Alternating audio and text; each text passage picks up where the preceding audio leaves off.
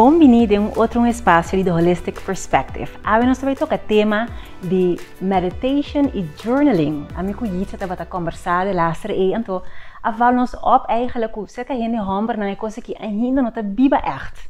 Die conhece ita iets. Minsa eta mite quere eta guardo mirar como algo feminine, algo weak, você que tem journal, que tem meditate. Mite quere eta me hene eta hobby mais bezig com crescimento personal. Yeah. Ato ora wat bezig ding e journey do crescimento personal, meditation com journaling tá must.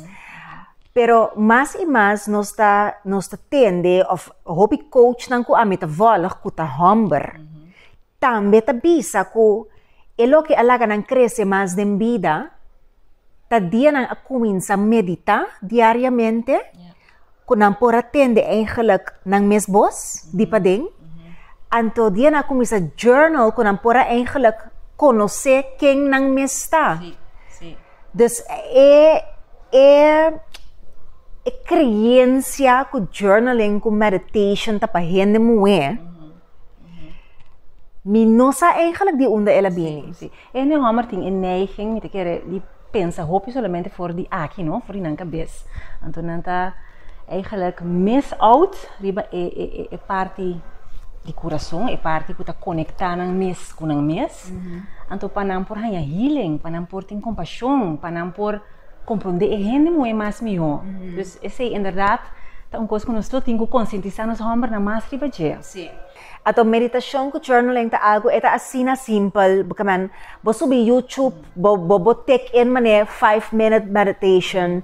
Journaling bo kumisa ko skibi, por exemplo, se bo cabeça yeng, hobi bianos cabeça yeng, ko coisa que nós tá worry com etc.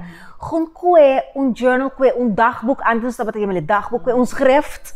Anto skibi e kokita worry me. Yeah. Patali tal motivo eta worry me. Kiko lo porta e solution. Sí. Anto eigenlijk esse ita journal bita kira timbia tambe e number nang ta zona as na grande. Sim. Caminda eta simplesmente meditata, simplesmente sera bowo anto queda quieto. Anto journaling ta simplesmente kue blaadje e pen anto skibi.